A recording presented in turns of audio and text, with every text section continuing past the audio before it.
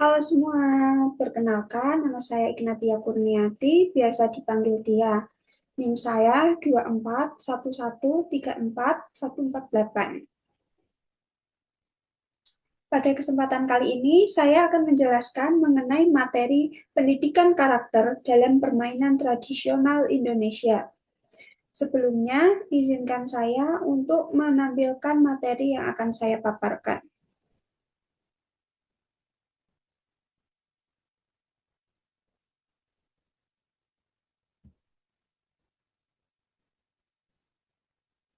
Jadi, pendidikan karakter adalah usaha untuk menanamkan nilai-nilai positif seperti kejujuran, kerjasama, dan tanggung jawab dalam kehidupan sehari-hari. Permainan tradisional adalah berbagai jenis aktivitas bermain yang berasal dari budaya suatu daerah yang diwariskan secara turun-temurun dari generasi ke generasi.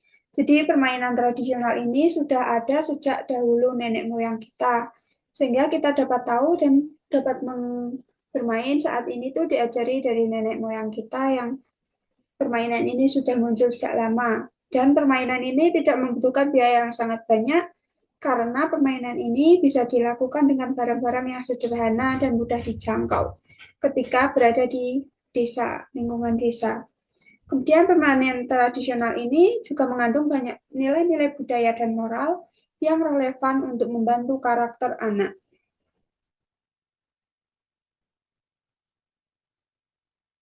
Nah, selanjutnya permainan tradisional ini yang semakin hari semakin hilang telan. Nah, selanjutnya permainan tradisional yang semakin hari semakin hilang ditelan perkembangannya Yaman.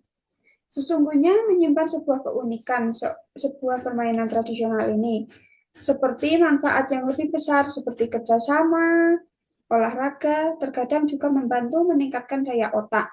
Berbeda dengan permainan anak zaman sekarang yang hanya duduk diam memainkan permainan di layar monitor dan sebagainya. Karena saat ini anak lebih memilih untuk bermain gadget mereka dan mereka hanya diam di rumah memainkan gadget mereka tanpa ada aktivitas di luar bersama teman-temannya.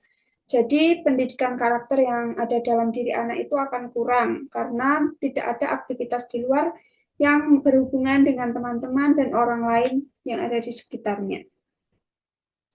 Selanjutnya, permainan tradisional juga mempunyai karakteristik yang berdampak positif pada perkembangan anak, di mana permainan ini itu cenderung menggunakan atau memanfaatkan alat atau fasilitas lingkungan tanpa harus membelinya, seperti yang sudah saya jelaskan di awal tadi, bahwa permainan ini tidak membutuhkan biaya yang sangat banyak, karena alat-alat yang digunakan bisa dapat dengan mudah dijangkau dan dibikin oleh anak-anak. Permainan tradisional juga mengandung nilai-nilai luhur dan pesan-pesan moral tertentu.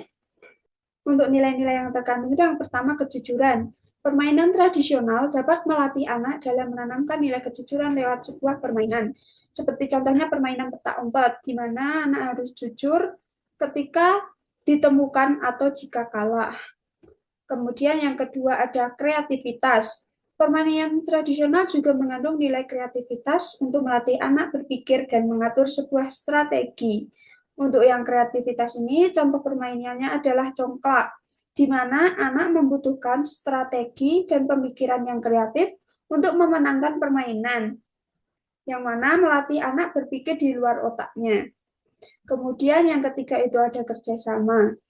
Permainan tradisional ini membantu anak memahami pentingnya sikap saling mendukung, di mana contoh dari kerjasama ini adalah lompat tali yang menuntut anak untuk bekerja sama agar dapat mencapai kemenangan.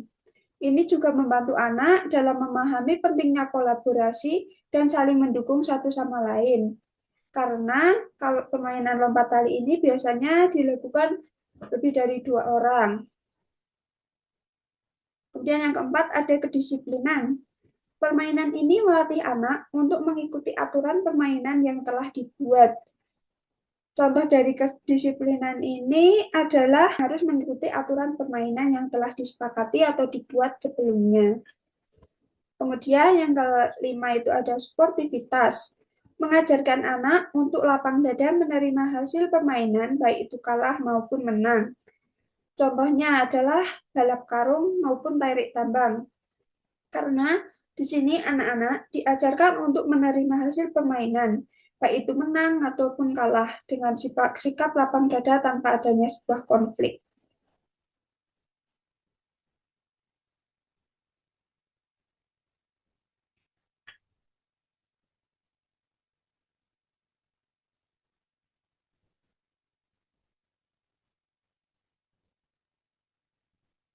Yang selanjutnya adalah manfaat.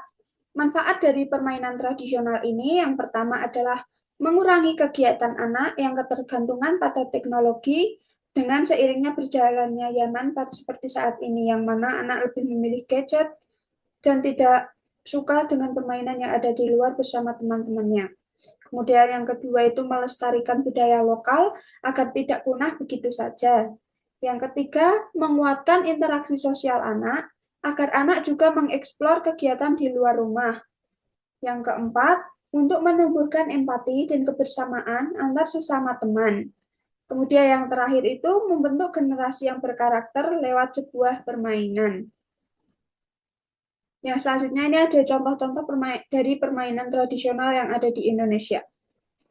Yang pertama itu ada congklak. Jadi apa itu congklak? Congklak adalah permainan yang dapat dilakukan oleh dua orang bahkan lebih.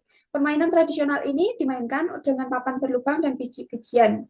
Kemudian manfaat dari permainan tradisional ini adalah untuk mengasah strategi dan kerjasama. Permainan ini juga dapat meningkatkan keterampilan kognitif, motorik halus, dan sosialisasi. Ini adalah gambaran ketika anak bermain congklak, di mana ini dapat dilakukan dua orang. Dan biji-bijian ini biasanya menggunakan biji-bijian dari tumbuhan dengan lubang, dengan papan yang berlubang seperti ini. Yang selanjutnya ada lompat tali.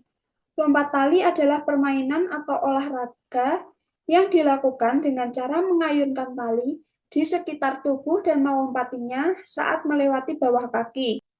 Lompat tali juga dikenal dengan istilah skipping atau jump rope. Manfaat dari permainan lompat tali adalah untuk melatih keseimbangan, perkembangan motorik, kekuatan otot, dan juga untuk membakar kalori. Ini gambaran ketika anak-anak bermain lompat tali. Jadi ada dua orang yang memegang tali, dan yang di tengah itu melompat-lompat ketika tali di bawah, anak itu melompat. Biasanya tali yang digunakan itu karet.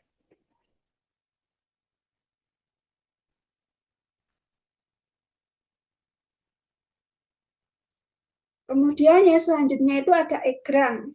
Egrang adalah permainan tradisional yang menggunakan dua tongkat bambu panjang yang dilengkapi dengan pijakan kaki. Permainan ini dimainkan dengan cara mengangkat kaki ke atas tanah sehingga memberikan sensasi berjalan dengan kaki yang lebih panjang. Untuk manfaat dari permainan egrang ini adalah untuk melatih keseimbangan. Permainan ini juga dapat melatih mengendali diri, ketekunan, kesabaran, kekuatan, dan keseimbangan fisik. Ini adalah contoh dari egrang, di mana ini terbuat dari bambu maupun kayu, sehingga alat ini mudah dibuat atau dijangkau. Tapi menurut saya untuk permainan ini sangat sulit, karena kita harus seimbang untuk memijakkan kaki di sini, seperti ini. Dan saya sendiri itu tidak bisa. Kemudian ada cublak-cublak suang. Permainan tradisional cublak-cublak suang adalah permainan yang menggabungkan lagu dan tarian dengan tujuan untuk mencari atau menemukan sesuatu yang berharga dan biasanya dimainkan oleh 3-7 orang.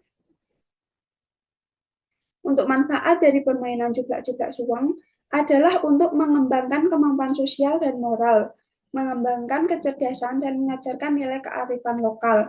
Ini adalah gambaran ketika anak bermain cublak-cublak suang. Jadi ada salah satu barang, misalnya batu yang diputarkan dan nanti siapa yang memegang batu, untuk yang menunduk nanti menebak siapa yang mendapatkan batu itu. Itu misalnya. Jadi yang selanjutnya adalah ada tantangan yang harus dihadapi untuk melestarikan sebuah permainan tradisional yang ada di Indonesia ini.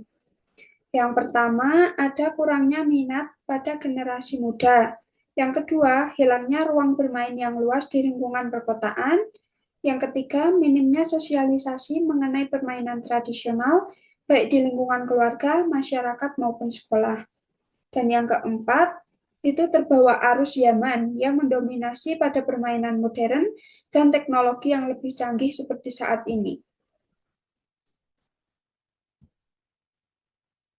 Kemudian solusi yang dapat dilakukan itu pertama, penerapan permainan pada kegiatan sekolah seperti pembelajaran olahraga. Jadi pembelajaran olahraga bisa memanfaatkan permainan tradisional ini dalam sebuah pembelajaran. Sepertinya lompat tali, egrang, dan yang lainnya. Kemudian yang kedua itu keluarga menjadi jembatan pertama untuk mengajarkan budaya kepada anaknya. Jadi dalam hal ini peran keluarga sangat penting, terutama ibu. Ibu adalah guru pertama seorang anak. Jadi seorang ibu maupun keluarga itu dapat mengajarkan hal-hal penting yang positif yang bisa diturunkan secara turun-temurun seperti permainan tradisional ini. Kemudian yang ketiga itu penyediaan sarana dan prasarana untuk mendukung anak mencoba permainan.